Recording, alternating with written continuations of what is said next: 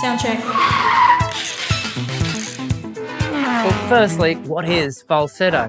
Well, the confusing thing is different voice teachers use the term falsetto in a variety of different ways.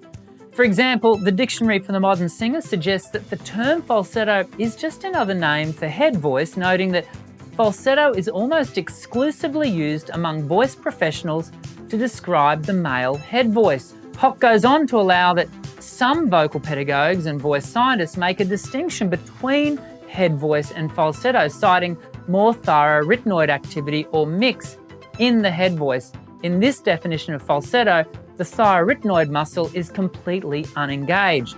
I count myself among this other group of vocal pedagogues and voice scientists, and I'm in good company with one such as Professor Robert Sataloff, who notes falsetto voice requires a different shaping of the glottis and different breath support than typical voicing.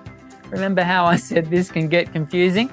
In one sense, this is all just a game of semantics. I say potato, you say potato, and regardless of how you apply the term falsetto, one thing remains true across each of the registration models: falsetto should be included when assessing vocal range. Falsetto is a real part of the voice.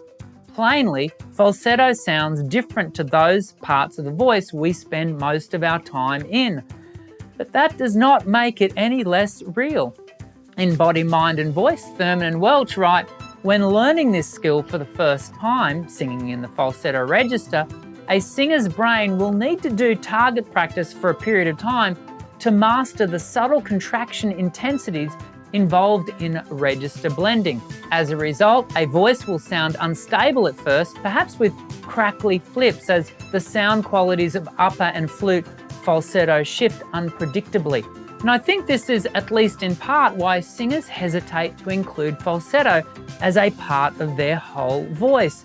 For many singers, this area of the voice feels unstable and far less assured than the body of the voice. But as Thurman and Welch point out, with practice and time, the falsetto register can strengthen to become a wonderful asset in the singer's aesthetic kit bag. If you'd like to learn more about all 4 vocal registers, including falsetto, click here and I'll take you on a deep dive of understanding. I'll see you again soon. I'm Dr. Dan. Sing well.